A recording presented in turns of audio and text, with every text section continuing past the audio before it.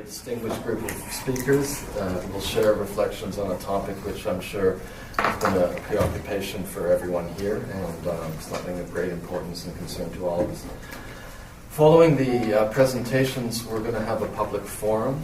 The idea is that we've left a lot of time, and so I'd like to encourage any questions from the audience to our speakers. So on behalf of the WHA, I'd like to thank David Theo Goldberg, Dante Noto, Ariel Reed, and everyone at UCHRI for hosting this year's event. There's been a lot of preparation for the last several months, and finally everyone's here thanks to all that's been done. I'd also like to give a special thanks to Emeritus Stefan and Catherine Liu for managing the website, which they've done wonderfully for the last several years. I'm going to turn things over to David Theo Goldberg, who will be the moderator of the forum. Thank you very much. It's a great pleasure to be here. And thanks to Rachel McGuinness both for the introduction and for sponsoring this event. We have 4 speakers, as you can see, this afternoon. So I'll introduce them all now. They'll each speak for about 15 to 18 minutes. Namely under 20 minutes. And we will wave a flag at them, something like that, as they approach the limit of their time. So I'll introduce them in the order in which they're going to speak. Kenneth Pomeranz needs little introduction on this campus. He's a Chancellor's Professor of History here at UC Irvine, the author of The Great Divergence, China, Europe, and the Making of the Modern World Economy, and co-author with Steve Topic of The World That Trade Created, Society, Culture, and the World Economy, 1400 to the present.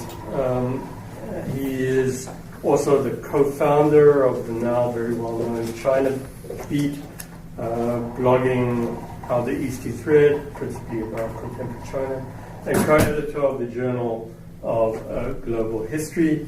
He will be followed by Ackbar Abbas, who also needs a little introduction here, as Professor of Comparative Literature at UC Irvine, former chair of that department.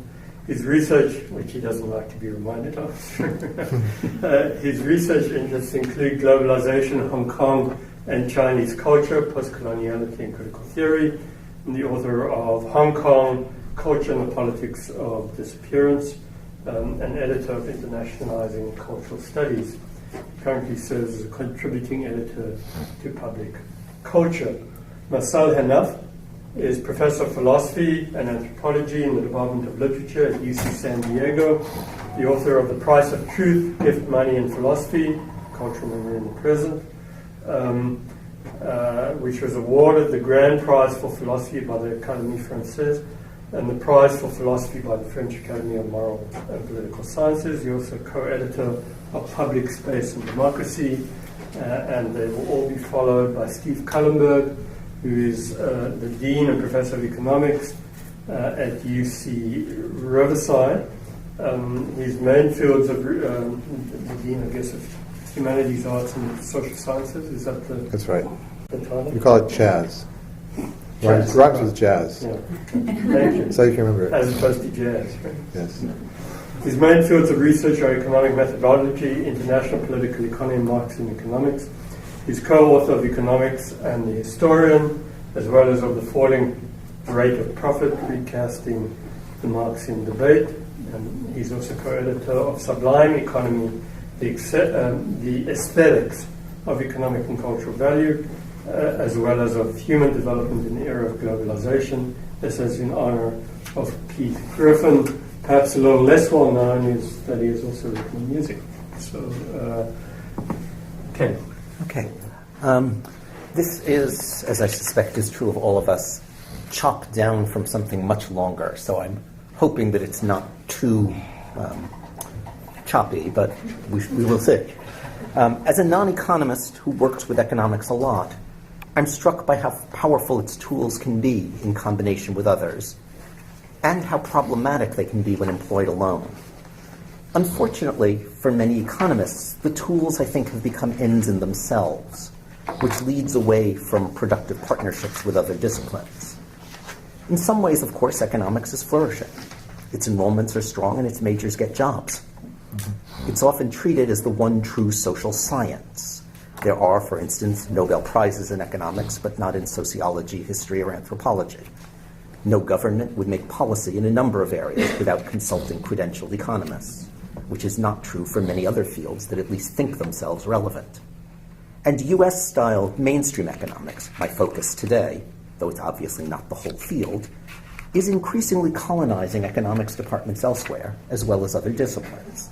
Think of the vogue for rational choice models in political science, or for that matter, the Freakonomics blog in the New York Times. These triumphs rest on claims to be scientific, yet those who have looked closely at this claim often find it to be very shaky. Bruce Caldwell, one of the leading constructivists among so-called methodologists, describes asking Mark Blaug, an even more prominent methodologist who calls himself an unrepentant Popperian, to sum up their decade-long debate. We both agree that economists have failed to develop testable, falsifiable theories, Blaug replied. You think they should give up, and I think they should keep trying. What's striking here for our purpose is the agreement as a point of departure that economics, which often claims to work like physics, has by and large failed to meet the basic criteria for a Popperian science. Now, the resemblance to physics may be largely aspirational, but it shapes a strong preference for seeking law-like universals, rather than the kind of partial and probabilistic conclusions derived from historical inquiry into non-repeatable processes. Though those, of course, can be scientific too: geology, evolutionary biology, complexity theory, and so on. The official history of economics, the one that's presented to beginning students and to the general populace, is one of basic continuity since Smith and Ricardo. In this story, the tools get better, but the basic assumptions haven't changed. The more nuanced arguments of more self-conscious practitioners generally do acknowledge paradigm shifts, but often cast them, following one particular reading of Kuhn's work on scientific revolutions, as pragmatic responses to the accumulation and subsequent recuperation of anomalies that older theories could not account for.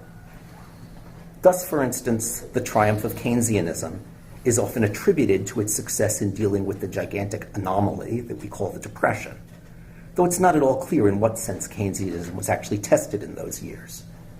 Keynesian theory had little actual impact on New Deal policies, and there's doubt about whether New Deal policies solved the Depression anyway.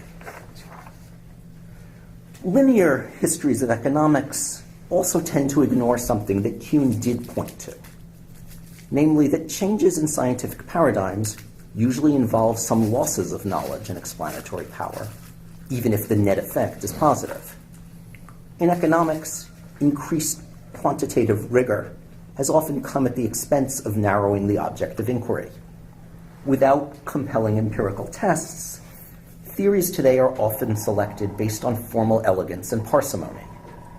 Indeed, while physics is often touted as the model, much recent theory is actually even more like geometry, offering the highest professional rewards for work involving logical deduction from as few axioms as possible. An emphasis on parsimony makes simplifying assumptions about rational behavior essential. Among other things, this means that the formation of preferences goes largely unexplored. I'm going to spend quite a bit of my time on that. Because without studying where preferences come from, I would argue one cannot explain the value assigned to different commodities. For anyone who doubts this, and that this often requires a historical and cultural analysis, I recommend the last chapter of Marshall Solons's classic, Culture and Practical Reason, which shows how the relative prices of foods and clothing items in the US rest to a great extent on how choosing one or the other among them signals membership in distinct social groups, including groups seeking new recognition, in part through fashion statements. Here, as Solons notes, the advertiser, the ethnographer, and the identity politics activist can be disturbingly hard to distinguish. Now, this is not true of all markets. I doubt, for instance, that Solons's cultural analysis would tell us all that much about markets for ball bearings, for instance. But that's precisely the point. Simply identifying two situations as both being ones in which there are competitive markets doesn't actually tell us that the same tools of analysis are appropriate for both. And on a larger scale, if we wish to understand the economies of whole societies, past or present, we need to think about the degree to which they are characterized by different kinds of basic institutions, both on the production side, as for instance in Marxism, and on the consumption side. Thus, for instance, today's world, in which product design and marketing is vastly more profitable than manufacturing. Honhai, which makes stuff for Apple, Dell, and many other name firms, had about the same sales last year as Apple, but 25% as much profit. So a world in which the money is in design and marketing and not in actually making things is clearly quite different even from the industrial capitalism of 25 or 30 years ago. And it's a world in which the kind of analysis that someone like Solons does is really quite central to where the money is made. So historical and cultural specificity matters. For some short-term phenomena and specific objects of analysis, those things can be bracketed by invoking ceteris paribus, the convention of holding certain background conditions constant. But this becomes very perilous at larger scales. And the assimilation of all tastes, desires, commitments, and even prejudices to the single category of preferences causes problems, I would argue, even in the short term. First of all, preferences are treated in much mainstream economics as being more or less given propensities. Their origins may be fickle, the result of a publicity blitz, or they might be deep-seated, a long-standing prejudice. But in either case, they simply are. Thus, the best way to change behavior in this view is not to attack or ban an undesirable preference, but to override it by making the person see that exercising this preference is very costly. By this logic, one might deal with, say, racial discrimination through fines rather than prohibitions. Or, since discriminating is inefficient and the market punishes inefficiency, one might just argue that you can leave things alone and this prejudice will become prohibitively expensive. Such policies seek to get the person with an indifference curve shaped by racism, xenophobia, or whatever, to move to a different point on that curve. It ignores the possibility of shifting the person onto a different curve. Unless you think that this is a sort of bizarre example, in a quite famous article, the Nobel Prize winner Gary Becker argued precisely this way, describing racism as, quote, a taste for discrimination. Others have also assimilated strong passions and deeply held convictions, which may result from long contemplation, to the rather pallid category of preferences. But racism isn't a taste in the same sense as my taste for Cherry Garcia ice cream over Chunky Monkey. I would indeed probably switch ice creams if Cherry Garcia became expensive enough, though quite reluctantly. And that would not much affect my sense of who I was, what my entitlements were, and so on. Thus, it poses none of the problems that, say, going to an African American physician might for somebody who believes African Americans to be inferior.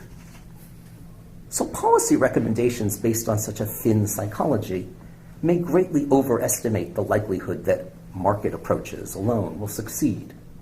This is particularly true since, as economists know, but journalists and politicians spouting economics often forget, the market does not ineluctably eliminate inefficient firms. It may force them to compensate somehow, by, for instance, accepting lower profits, but compensate they can. Moreover, such an approach ignores the ways in which preferences evolve over time, that they may be strengthened by being exercised, confirmed when others accept them, or undermined by clear signals that people whose approval one wants find them obnoxious.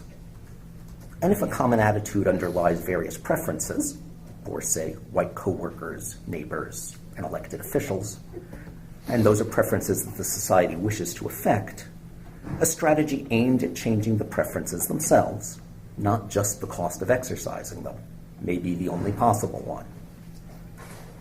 Now, beyond policy choices, I would argue this is simply implausible as an account of how many preferences are actually formed, as scholars in many other disciplines, and many other kinds of economists, to be fair, can tell us.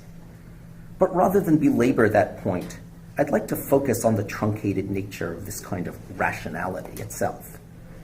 Becker's people with a taste for discrimination simply have those preferences, just as they happen to prefer soft or hard-bristled toothbrushes.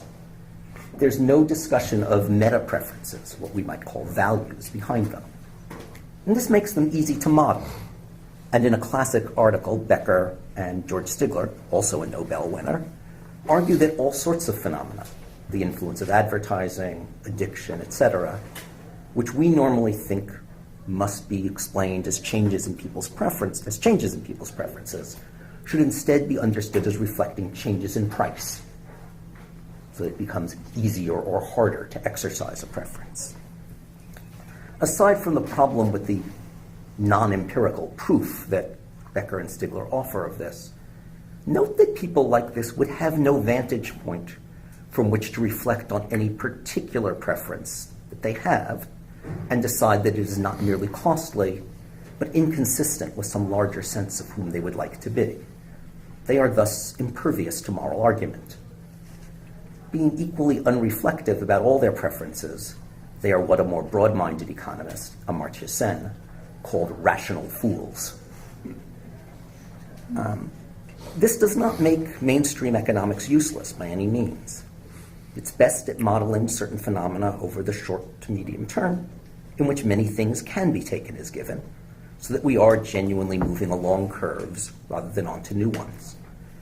While I have emphasized issues relating to tastes and values here, but there are many things that just don't work that way.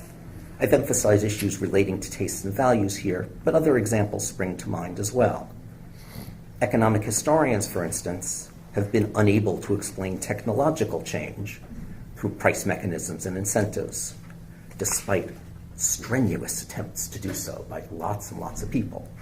Recent works have instead returned to narratives emphasizing the interplay of science, culture, and society. But there are many important questions, particularly relating to specific policies for a given moment, or how the design of an institution will affect outcomes, liability rules, institutions for mediation, etc., in which enough things can be taken as fixed and known that mainstream economic theory has a lot to tell us. But attempts to model more general phenomena over longer periods of time, especially ones where we would expect economic change to trigger significant social and cultural change, as in development economics, have, I would argue, generally fared fairly poorly. Such projects may require approaches that consider path-dependent processes highly sensitive to initial conditions, and in some cases, outcomes that are simply contingent, rather than ones that seek covering laws. If economics is going to persist in narrowing the phenomena it considers relevant, it should narrow its claims about what subjects it can illuminate. Alternatively, I think an economics with broader ambitions needs to accept that there is not one scientific method and a bunch of other inferior forms of knowledge, but multiple methods suitable to different objects. And many fields of economics need to be historical sciences, something Thorsten Veblen argued a century ago, with different modes of argument and different epistemological goals. This doesn't mean that we should be discarding the tools of mainstream economics, but it does mean that we need to place them inside a larger toolkit and think more carefully about when we pull them out. Thank you. Hello. I teach comparative literature, which on this occasion obviously is not a qualification. So I asked myself, preparing this talk, if there's anything at all original I have to say about economics. And I concluded that my only original contribution will have to be on the subject of the fake. The economics of the fake and fake economics. So I'll maybe try and address the issue from that limited angle. Now, the fakes I will be commenting on are not copies of artworks, which have had a long history, but of the everyday commodity, or to be more precise, of the global commodity. All these brand name products destined to colonize the world's subconscious. A large part of the value of such commodities is created by advertisements, as we know. In other words, by information and new media. Just as the global media circulates information about the latest commodities for Asian customers to buy, so the global media brings information about these goods for counterfeiters to copy. The conditions that make the global commodity desirable, like this whole issue of preference, are the same ones that make the fake possible. Both belong to the same history, the history of information. Both belong to the moment when information is the most important commodity. First sold in all the night markets of the developing world, today fake goods are also found in malls and shopping centers, and more recently on the internet, where all the world's major currencies and credit cards are accepted. The trade in fakes contributes quite significantly to the creation of a shadow economy, though there are understandably no exact figures. The shadow economy has no CEOs, no management boards, no archive, no statistics, no accountants. In spite of this, the fake has an important, if paradoxical, role to play. We can think of it as a social, cultural, and economic response at a local and apparently trivial level to the processes of globalization and the uneven relations such processes have engendered. It is worth emphasizing this point because the fake has sometimes been compared, usually by those who have read up on their postmodernism. It has often been compared to the simulacrum, the perfect copy made familiar to us in films like Blade Runner and Matrix. However, what such a technological fantasy, and it's, I think, still a fantasy, what such a technological fantasy leaves out are the crucial economic and political dimensions, which I think we really have to focus on. Now, if the fake has a certain diagnostic value, it is largely because the question of the fake never involves just the fake alone. It forces us to reassess all the objects and processes around it, including legal systems, politics, the global market, and technology. Moralism will not take us very far in the analysis of the fake. Rather, we must learn to see it as an anthropological object and a symptom of our time. Even if we succeed in suppressing the symptom through law, for example, we have not changed the conditions that gave rise to the symptom in the first place. By definition, a suspect object, the fake makes us take a suspicious or critical attitude to objects. Hence, there is a certain negative value to the fake, what one might call the counter value of the counterfeit.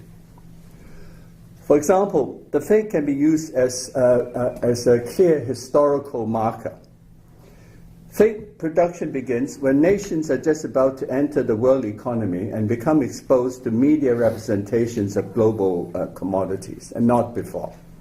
China is the best example of this now. Fake production ceases or diminishes when a nation becomes more integrated into the global establishment, at which point strict copyright laws begin to be passed, partly as a result of intellectual property pressure from global companies. Japan, Taiwan, and Hong Kong are examples of this stage of development, where fakes are now less economically important. We could add the US to this list. The US is now leading the world in moral condemnation of fakes and defense of intellectual property rights.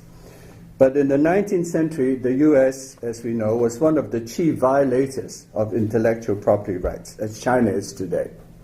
American publishers used to reprint Charles Dickens' novels and refused to pay him royalties. And early American makers of Bowie knives shamelessly marked them as made in Sheffield. Those who protest the loudest against intellectual property rights violations are those who stand to lose most by them. Morality follows economics. Or take the case of the big brand name companies with the highly publicized campaigns against fakes. Do fakes hurt the big brands and reduce their profits, as these companies claim? Or do they provide free advertising and so increase their profits? The answer may well be a toss-up, suggesting that the real issues are elsewhere. You protest loudly and indignantly against the fake in order to give your product an aura of authenticity. Just as in the university, plagiarism is loudly condemned as the cardinal sin, more often than not by those who are least original. It is possible to maintain, therefore, that between the shadow economy of the fake and the general economy, there is a direct but unacknowledged relationship. China, as we know, is the world's leading manufacturer of goods for global companies, besides being the leading manufacturer of fake goods. Basically, what these companies, these global companies, are asking Chinese factories to do is to replicate, or should we say to fake, a design and make multiple copies of it at a low price. Moreover, these goods made in China cannot be directly sold in China. They can only be bought as taxed re-imports at inflated prices, and aggressive advertising has created a demand for these goods. Now, what this means, I think, is that both the technical skills and the socio-economic conditions necessary for the production of fakes are in place. But all these technical and social conditions are those created by the global techniques of capital, including the global division of labor, where design takes place in first world countries and manufacture in the third world. In other words, the fake is a child of global capital, but a bastard child that global capital disowns, as it hides behind the legitimacy of intellectual property laws. But it is because of its genealogy that the fake bears such a striking family resemblance to global capital. And vice versa, we might say. Because the problem of the fake is not just how close the fake is to the original, but also how close the original is to the fake. Take the example of the fake watch and the Swiss watch. High quality fake watches use Swiss movements supplied by Swiss watch movement factories and case them. Now, the interesting thing is this is also the usual practice among the majority of Swiss watch companies, very few of which make their own movements. Nicholas G. Hayek, the chairman of the Swatch Group, which owns ETA, which is the movement production company. Hayek caused a furor a few years ago when he threatened to stop the supply of movements to all watch companies that did not belong to the Swatch Group. This would have, in effect, put non-Swatch watchmaking companies out of business. So they took Hayek to court on an antitrust charge. Hayek's counter-argument, interestingly, was that if ETA were to continue supplying these companies, it would discourage them from innovating and developing. Now, ironically, this argument directed against the practice adopted by so-called genuine watch companies is exactly the same argument directed against fakes. In this regard, the story of the art dealer who brings some Picassos to show Picasso is highly illuminating. So you have this session where the art dealer parades these paintings before Picasso. Fake, Picasso said of the first painting. Fake, he said of the second, and again of the third. Now at this point, the art dealer felt he had to protest. But Pablo, he said, I saw you painting that last one with my own eyes. To which Picasso's reply was, I can paint fake Picassos as well as anybody else. Now, this brings me to my final point, from the economics of the fake to fake economics. The fake, it seems to me, cannot be subversive of global capital, as it is sometimes said to be by both those on the political right and those on the political left. The fake produces quick profits, but it also inhibits the development of design, which in the long run is what is crucial, for example, for China's future economic development. Any economic practice that is not sustainable, we might say, is fake economics. The US can provide many examples of this, major and minor.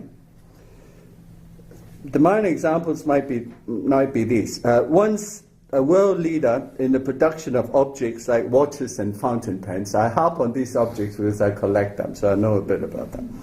So once a world leader in the production of objects like watches and fountain pens, it is now practically a non-player because of its pursuit of short-term profits. The major example that others will obviously be much more qualified to speak about than I would be the financial crisis that we're in now, brought about by the exploitation of the subprime market through financial instruments that allow for the offloading of risk. This seemed to work well for a while until its excesses produced a mass loss of confidence. Now, there is a parallel here, it seems to me, to the fake.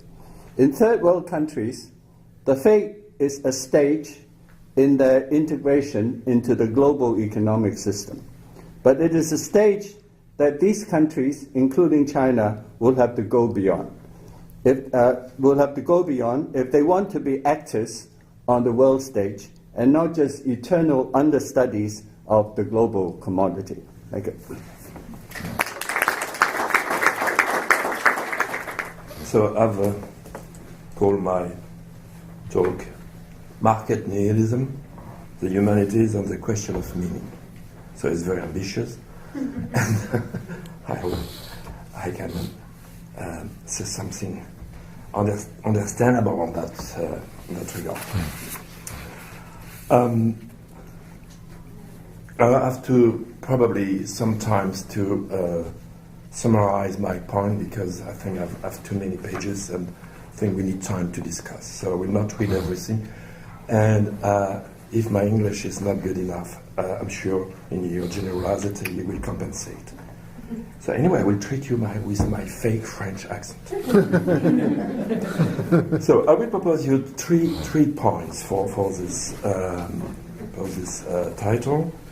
The first will be to situate the question of relation between intellectuals and economy in very long history, beginning with Plato's Sophist and ancient Greece, at least for the Western culture. That will be the first point. Is a very old story. The second point will be to understand, and that will be from an anthropological point of view, what could mean humanities in oral societies, in society with no written tradition. So what means also the fact that the writing system have changed everything and produced two kinds of cultures.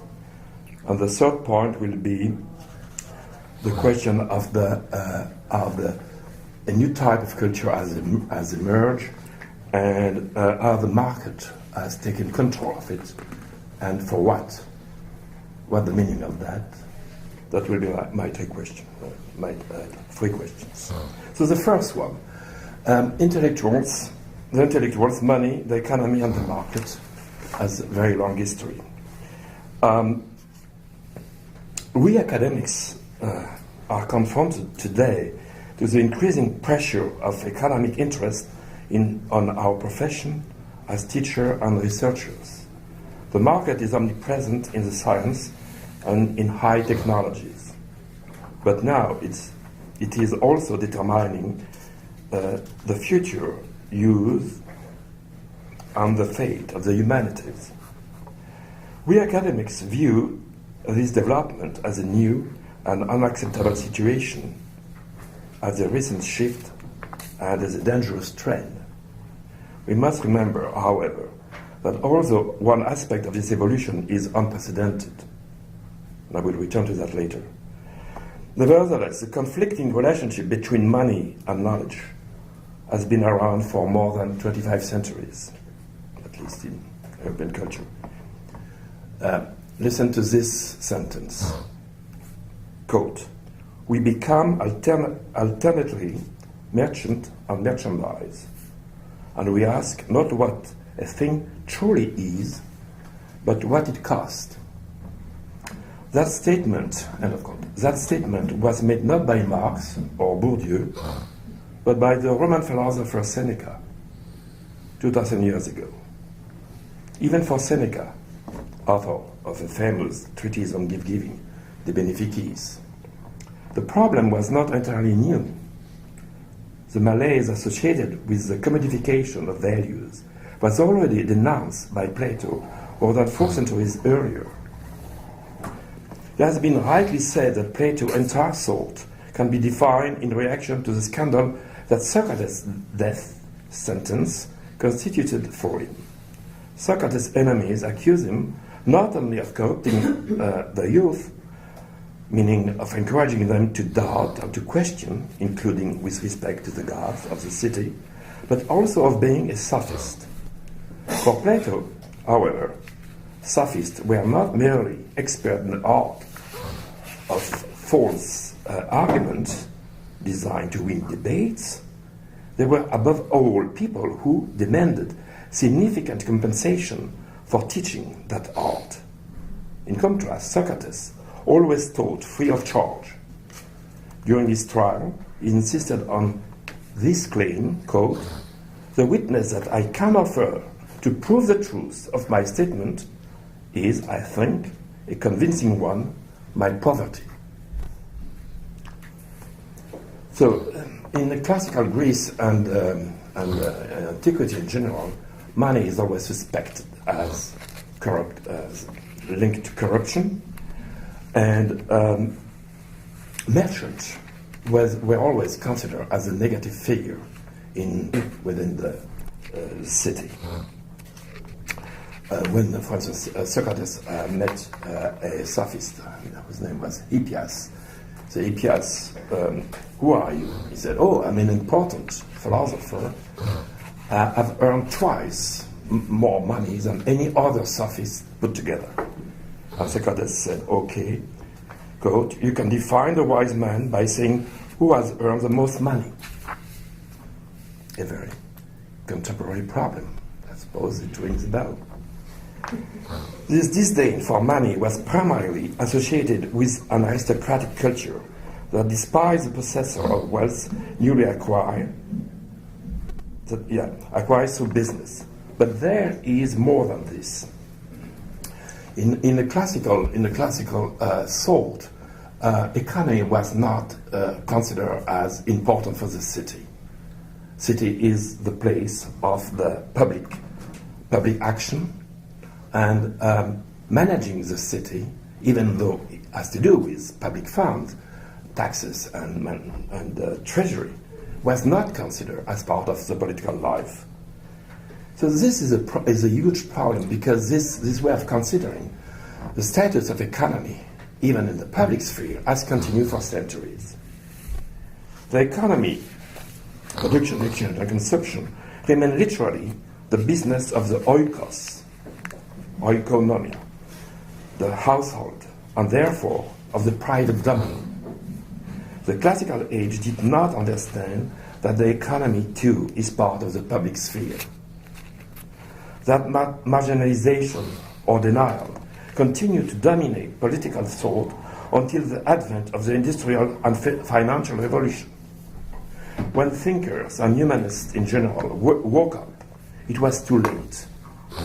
Economic thought has developed without them through its own theorist, the economist.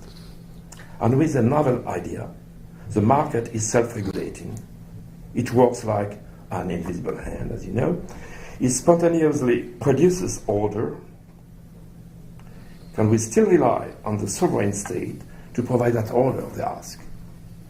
For the economists, the answer is no, or as little as possible.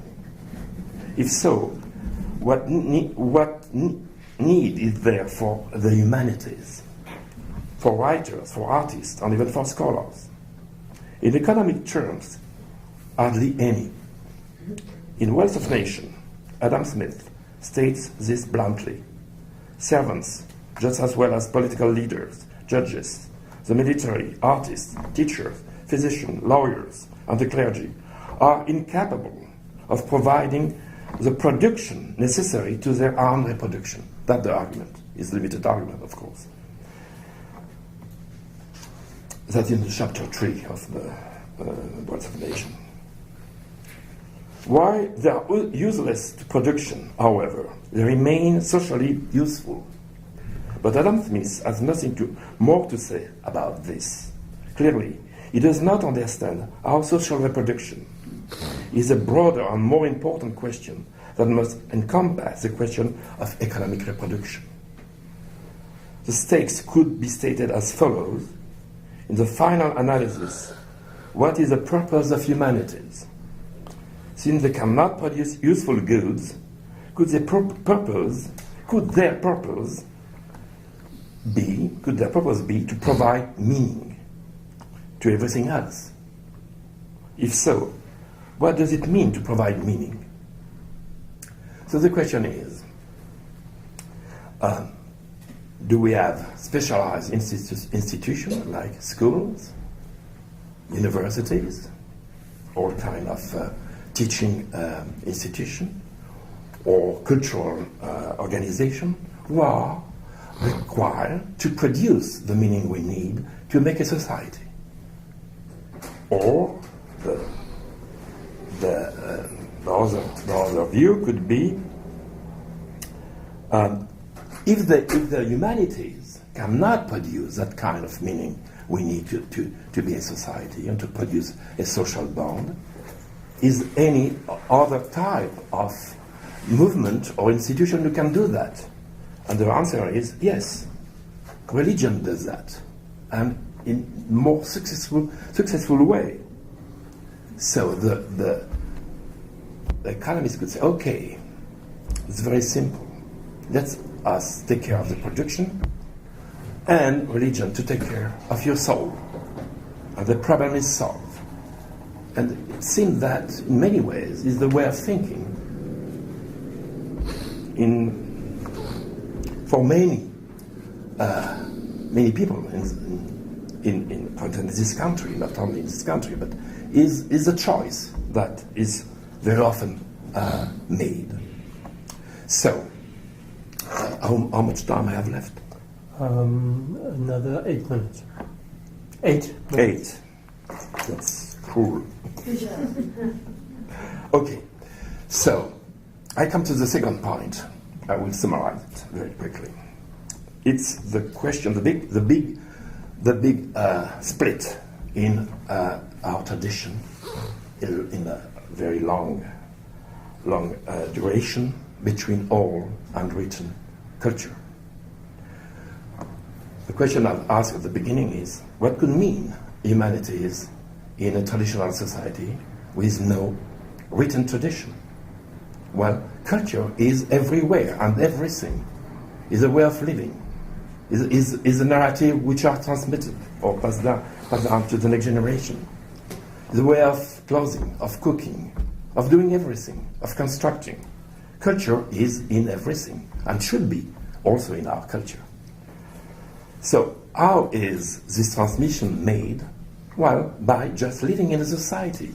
We learn in a traditional culture, we learn immediately by living with others and also through ritual of initiation. What we have to learn and what we have to pass down to others. So, probably the tragedy of our culture starts with the agricultural revolution about 10,000 years ago and the beginning of development of urban societies, written tradition, and the difference which has developed between oral and folk culture and scholarly culture. And in scholarly culture, going to school confront the necessity to learn in a certain way, to get the exam, is a new ritual of initiation, the new way of being selected and accepted by adults. So this is the experience we have in our society, and has produced this huge difference between a folk culture, I don't call it for the moment popular culture or mass culture, but the folk culture and the scholarly culture or elite culture.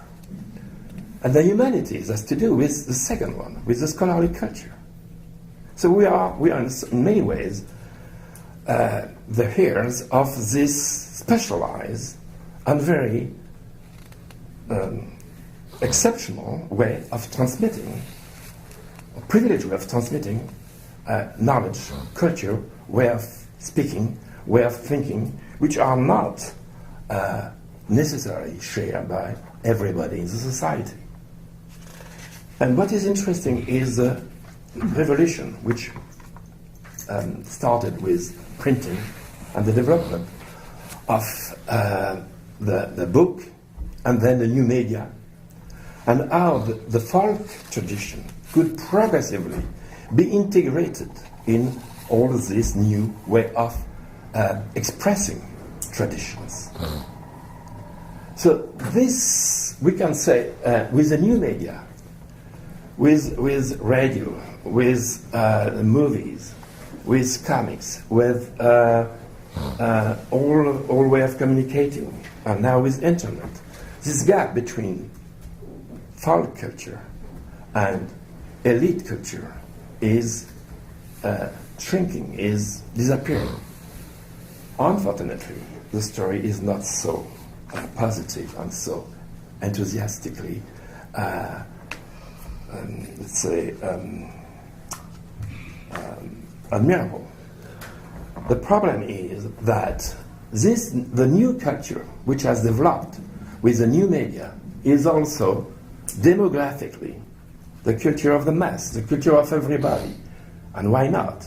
The problem is that this is also what the market wants and what the market can dominate.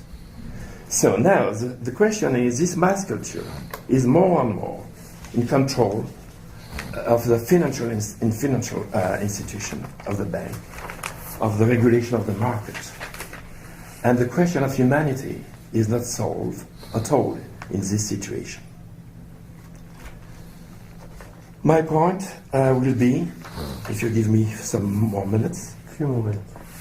Two? Two. You're so generous. So, I'm the economist. No, you're the sovereign. I will not finish without saying something interesting for an anthropologist.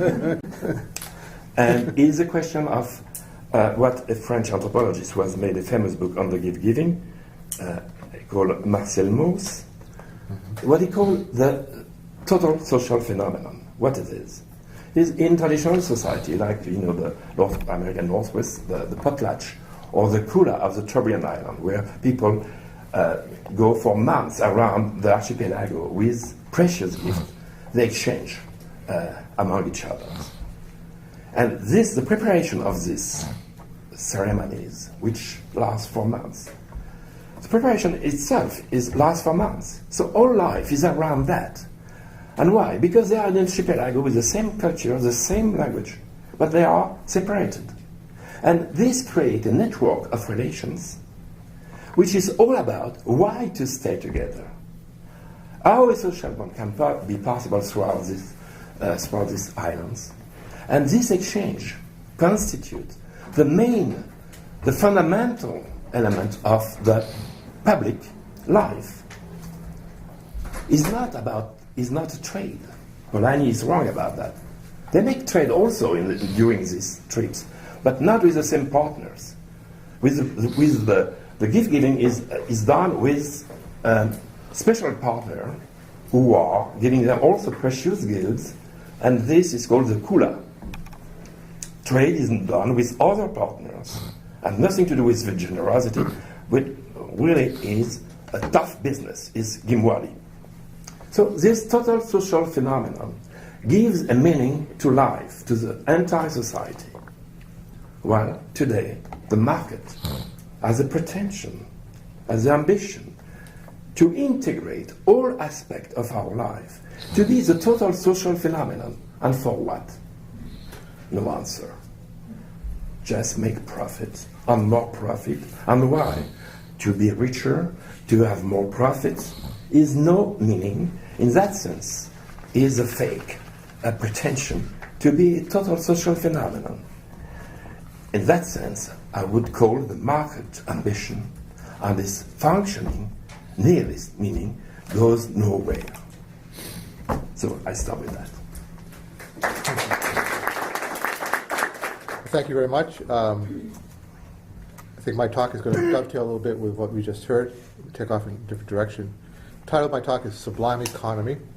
It's based on an introduction to a volume that Joe Childers, who's a professor of English at UC Riverside, and Jack Amarillo, who's an economist, and I did we've worked on it for a long time, but it just got published recently. And it was supported initially by a very generous conference grant from UCHRI. So thank you, David. Okay, so economics is everywhere. This is the title of a recent svelte primer by the prolific labor economist Daniel Hammerschmidt, intended for undergraduate students in introductory microeconomics. The user-friendly title is reminiscent of the familiarity and jovial warmth of popular how-to books in car mechanics or cooking. True to form, Hammerschmidt's book is a series of poppy, perky vignettes of everyday problems and circumstances that can be seen, perhaps after remaining so long unseen, to have underlying economic content and therefore as worthy of economic theoretical solutions. The vignettes take the form of proposed or actual real-world experiences, or at least, as Hammerschmidt acknowledges, his own experiences and those of his students. Yet there's something also edgy and even overbearing about this title. Not surprising, of course, for a professional economist, even as one as well-meaning as Hammerschmidt. I can make these economist jokes because I'm an economist. The rest of you can't. I want to come back to that. No.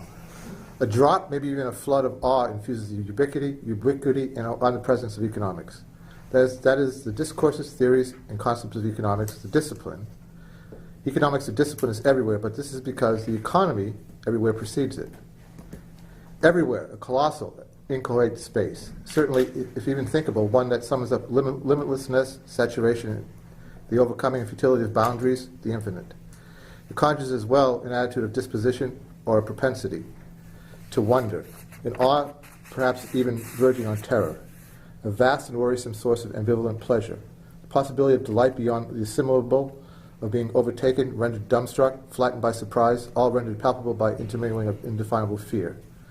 The admixture of the uplifting and the overwhelming is the stuff, of course, of the Western aesthetic sublime, at least those notions of the sublime that can be traced back to the Enlightenment writings of such diverse thinkers as Joseph Addison, Francis Hutcheson, Edmund Burke, and, of course, Immanuel Kant. I should say, I'm because of time, I'm skipping around this introduction too, so maybe it's a bit choppy at the point. In his History of Astronomy, probably composed in the 1750s, Adam Smith implicitly participated in these aesthetic discussions through his conceptualizations of the contours of what Burke and others would contemporaneously label the sublime. Smith's contribution takes the form of an attempt to sort out the differences and also the complementarities between surprise, wonder, and admiration. The essay, concerned as it is with the magnificence of the cosmos and the sublime discoveries of the centuries of astronomers, employs mostly the first two of the triumvirate of the sentiments. Indeed, Smith's thoughts on the intertwining of surprise and wonder act as a kind of addendum to Burke's writings on the sublime. Focus, as usual, on the affects or sentiments that give agents and their forms of knowledge their primary and subsidiary motivations. Smith attributes the initial apprehensions associated with surprise and wonder to scientific stargazers from the Greeks to Copernicus to Newton. More importantly for Smith, the most talented among the astronomers made connections and linguistically captured the sublime, or at least aspects of what he calls wonder, in or as a textual literary effect. An inscribed exemplification of the ultimate extension and limitations of the imagination. Smith waxed eloquent regarding Newton's capacity to place into the language of system, and therefore to make available for human imagination, to quote, the greatest discovery ever made by man, the discovery of an immense chain of the most important and sublime truths, unquote. prevalent objects of wonder for Smith reside almost entirely in the realm of nature. In the privileging of novel or unique natural objects or events, Smith's wonder shares much in common with the specific examples given by both Burke and Kant for the discursive explorations into the sentiments or aesthetic judgments they name the sublime.